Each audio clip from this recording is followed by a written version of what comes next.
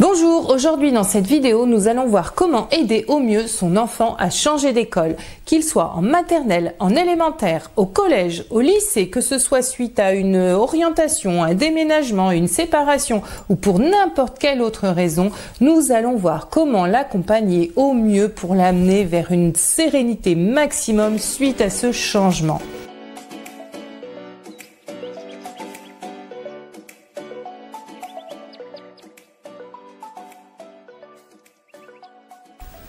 Il existe une quantité de raisons qui font que aujourd'hui vous êtes amené à changer d'école pour votre enfant et vous vous demandez comment l'accompagner au mieux, comment faire pour que ça se passe mieux. Alors nous allons voir chacune des étapes depuis ce moment où la décision n'est pas encore prise ou l'éventualité d'un changement d'école jusqu'à ça y est, il est adapté, il se sent bien dans sa nouvelle école. Donc la première étape de ce parcours, ça va être le avant de prendre la décision.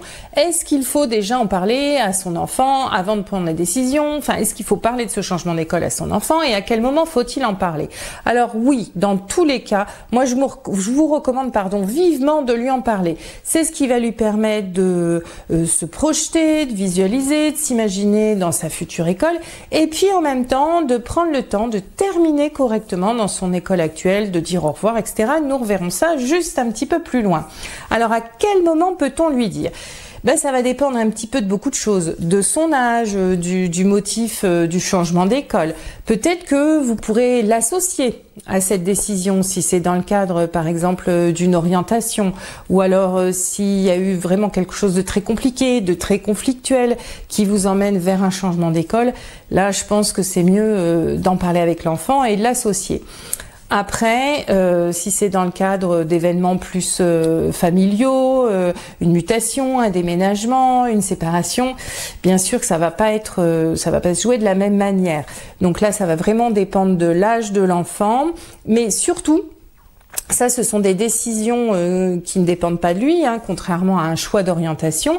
Là, ça ne dépend pas de lui, donc on ne l'associe pas à la prise de décision. On la forme, voilà, soit avant. Selon, voilà, il va bien sentir qu'il se passe quelque chose, soit une fois que la décision a été prise, ça, je peux vraiment pas rentrer dans tous les cas parce que chaque cas est vraiment différent, mais que ce soit avant ou après la prise de décision, on lui en parle, voilà, on lui dit papa et maman ou papa ou maman, enfin bref, a décidé que d'aller travailler ici, de vivre ceci, de vivre cela, donc tu vas être amené à changer d'école. Vous voyez, déjà, c'est la première chose, moi je différencie bien les cas où le changement d'école est lié à la vie de l'enfant, son orientation, comme je vous ai dit, par exemple, c'est le cas qui me vient, et le changement d'école qui est lié à la vie de la famille, où là, il n'aura pas du tout le même poids dans la décision. Donc la deuxième question, la deuxième étape dans ce avant le changement, ça va être quand lui dire. Eh bien là, donc je l'ai dit, ça peut être soit avant la décision, soit après la décision. Dans tous les cas, dites-lui avant son dernier jour d'école, avant la fin de l'année s'il va changer d'école pendant les grandes vacances, avant le week-end s'il change d'école un week-end, enfin voilà, dites-lui avant que ça lui tombe pas dessus comme ça, qu'il ait le temps de se préparer. On va voir juste après toutes les différentes étapes par lesquelles souvent on passe lorsqu'on vit un changement, donc qu'il ait le temps de vivre ces étapes correctement. Donc on lui dit un petit peu en avance, pas trop. Plus l'enfant est jeune, moins ce sera la peine de le dire franchement en avance. Et plus l'enfant sera grand, plus il aura besoin de temps pour se préparer, dire au revoir, se projeter, etc. Donc vous voyez, avec ce que je viens de mettre en avant dans ces deux premiers points, c'est que on lui dit, on ne fait pas de cachotterie. Je vous ai dit, selon la situation, on le dira plus ou moins longtemps à l'avance, avant la décision, après la décision. Mais dans tous les cas, on fait pas des espaces, il est là, attends, ne dire un chut, il arrive. Non, ça non. Soit on est capable de vraiment ne pas parler tout de suite, voilà, d'une séparation, d'une mutation, d'un déménagement. Et auquel cas, on peut attendre avant d'en parler à son enfant, soit si c'est quelque chose qui préoccupe beaucoup la famille, dont on parle beaucoup, on ne tient pas à l'écart de tout ça, on ne fait pas de cachotterie. Alors dans le avant, la troisième étape justement, je viens de l'aborder, ça va être de l'aider à traverser toutes ces étapes qu'on vit lorsqu'on vit un changement. Alors pour ça, je vous ai préparé une petite courbe, la courbe du changement. Ça reprend aussi ce qu'on trouve, vous savez, dans ce qu'on appelle les phases du deuil, d'un deuil. Alors d'un deuil, d'un vrai deuil, d'une vraie perte de quelqu'un, mais ça peut être aussi un deuil symbolique, enfin la perte de quelque chose. Donc moi, je vous ai refait ma petite courbe à moi avec des petits smileys, voilà, pour que ce soit parlant. À la limite, vous pouvez même la montrer à votre enfant, lui expliquer qu'il va traverser ou qu'il est en train de traverser toutes ces phases-là et que c'est tout à fait normal. Alors, je vais vous la présenter, vous la commenter. Donc voilà, je vais vous présenter la courbe du changement. Alors c'est une courbe théorique, hein, c'est un modèle de courbe. Bien évidemment, elle est adaptée à chaque situation. Il n'est pas obligatoire que votre enfant passe par toutes ces phases. Il peut en sauter certaines, en faire certaines dans le désordre. Certaines peuvent durer très longtemps, d'autres moins longtemps. Mais dans tous les cas, ça vous donne un petit peu une idée de ce qui peut vous attendre et toutes les étapes par lesquelles votre enfant est susceptible de passer. Donc, lorsqu'on lui annonce, voilà mon petit loulou, voilà mon grand garçon ou ma grande fille, à partir de la rentrée prochaine, tu vas changer d'école. Donc, la première étape, ça peut être le déni. Vous savez, c'est lorsque on ne réalise pas vraiment, on dit mais non, c'est pas vrai. Alors il peut ne pas le dire directement comme ça peut être juste que vous lui dites voilà, tu vas bientôt changer d'école, mais c'est quelque chose qui ne lui parle pas, qui se rend pas compte, il continue à vivre sa petite vie normalement. Il va peut-être même pouvoir vous dire des choses ah mais l'année prochaine quand je serai dans la classe de monsieur machin, madame machin. Et vous vous dites mais il a compris qu'on allait déménager? Voilà, c'est un petit peu cette phase de déni qui est la première phase dans la courbe du changement, la première phase normale. Alors, la deuxième phase, ça va être la colère, ça va être la colère. Vous savez, non, je ne veux pas, pourquoi tu veux que je change d'école? Je suis très bien ici, je suis en colère contre toi papa, je suis en colère contre toi maman. Enfin voilà, il vous exprime sa colère, mais en fait, il est en colère contre ce changement de situation. Là, il était dans quelque chose qu'il connaît, alors peut-être d'agréable, de plaisant, mais ça se trouve, même si c'est désagréable, même si c'est lui qui vous a demandé de changer d'école, à un moment donné, il peut se mettre en colère parce que voilà, non, là, au moins, il connaissait, il savait comment ça fonctionnait et il va être obligé de sortir de sa zone de confort. Donc, et c'est souvent, la colère, en fait, elle cache souvent une étape qu'on verra un petit peu juste derrière, qui est la peur, mais juste avant, il y a cette étape de la négociation. On appelle ça aussi marchandage. Vous savez, et si j'obtiens des bonnes notes, je vais pas changer d'école. Et si, je sais pas, on gagne au loto, papa sera pas obligé de changer de travail.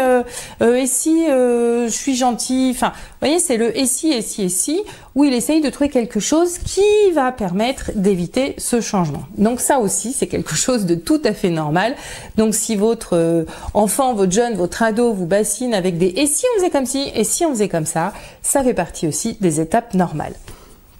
Alors ensuite, je vous l'ai dit, la peur. En fait, tout ça, toutes ces premières étapes de déni, de colère et de négociation cachent une grande peur de l'avenir, une grande peur de qu'est-ce qui va se passer après ce changement. Donc la peur, c'est non, je ne peux pas, je n'y arriverai jamais, c'est pas possible, non, je ne peux pas. L'étape suivante, ça va être la tristesse. Ça y est, votre enfant a compris que ça y est, ce coup-ci, il va changer. Là, pour le coup, pour ce qui nous intéresse aujourd'hui, il va changer d'école. Et là, il réalise tout ce qu'il va perdre. Ses copains, un fonctionnement qu'il connaît, peut-être un endroit qu'il aime bien, une maîtresse, des professeurs, un surveillant, j'en sais rien, qu'il aime bien, une cantine qu'il connaît, où il mange bien, enfin je dis n'importe quoi, un environnement connu. Mais ça y est, voilà, il va falloir quitter tout ça. Donc là, il est vraiment triste. Alors, après, il va se passer un petit déclic. Allez savoir pourquoi. Et allez savoir à quel moment va avoir lieu ce déclic. Mais normalement, sauf en cas de dépression, et on y reviendra un petit peu plus tard dans la vidéo, à un moment donné, ce déclic se produit. Et alors là, on va remonter notre courbe du changement et on va passer par une phase d'acceptation. Là, enfin, votre enfant va se dire et va pouvoir vous dire « Oui, ok, c'est bon, je peux le faire ».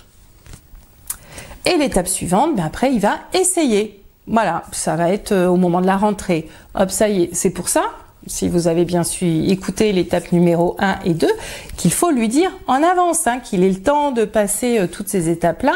Et au moment de sa rentrée dans sa nouvelle école, on espère qu'il en sera à cette étape dans la courbe du changement qui est « Ok, je vais essayer ». Et la dernière étape, c'est ce que je vous ai dit dans l'introduction, on l'amène vers une sérénité. Ça y est, il se sent à nouveau bien dans une nouvelle zone de confort qui se trouve être sa nouvelle école. Alors, avant de continuer, je voulais vous rappeler que comme toujours, un article sur mon blog accompagne cette vidéo et vous pouvez retrouver cette courbe du changement en image à télécharger, donc sur l'article du blog. Comme toujours, le lien dans la barre de description.